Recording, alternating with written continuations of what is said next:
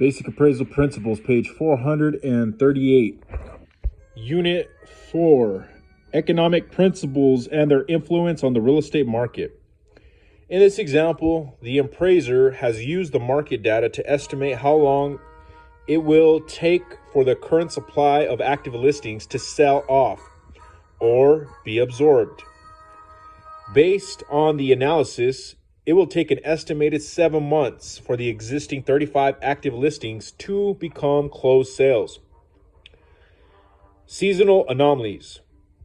Like the absorption rate, the month's supply of inventory analysis can be affected by seasonal anomalies in a market.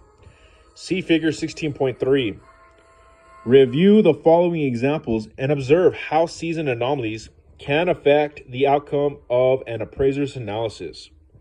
For example, there are 310 active listings currently, but over the past 12 months, there have been 2,345 active listings.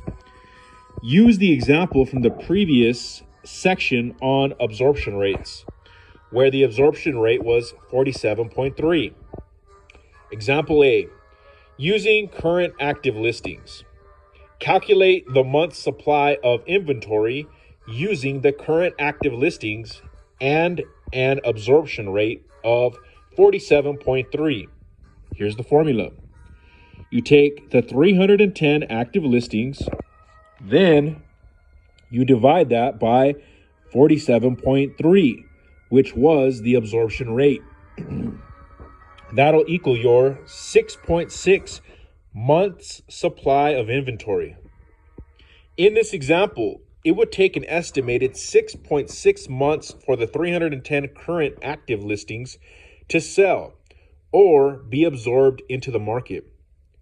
Example B, using 12-month average active listings, calculate the month's supply of inventory using the average active listings over the previous 12 months and an absorption rate of 47.3. 2,345 average active listings divided by 12 months equals 195.42 active listings / month average. 195.42 active listings divided by 47.3, which was the absorption rate, equals 4.1 months supply of inventory. In this example, the appraiser estimates 4 months supply of active listings in the defined market. The seasonal anomalies in this example illustrate how it can affect the outcome of an appraiser's analysis. Is the correct month supply of inventory 6.5 months or 4 months? This example further illustrates that the appraiser should use caution when selecting. Figure 16.3, seasonal anomalies of active listings.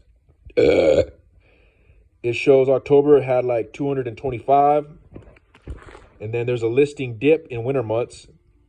November went to 100, December went to about 90, January went to about 65, and then it started picking up again in February, and the listings increase in the warmer months all the way up to July and August, where they were above 300. Page 439. The time frame for their analysis to allow for reliable results that will be understood by the client. Application of months supply of inventory. Once again, examine table 16.2 from the report by the Minneapolis Area Association of Realtors. The following are examples of how an appraiser might use the month's supply of inventory information to draw conclusions regarding supply and demand for a market. If the appraiser were appraising a new construction property in the under $120,000 price range, the month supply of inventory rate would be 5.6 sales per month. But if it were a previously owned property, it would be 4.0 sales per month. This may indicate to the appraiser that perhaps there is a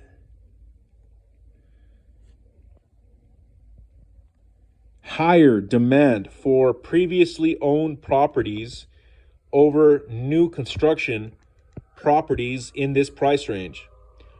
The appraiser might consider the fact that the lower the price, the lower the month's supply of inventory, indicating a higher demand overall for lower priced properties.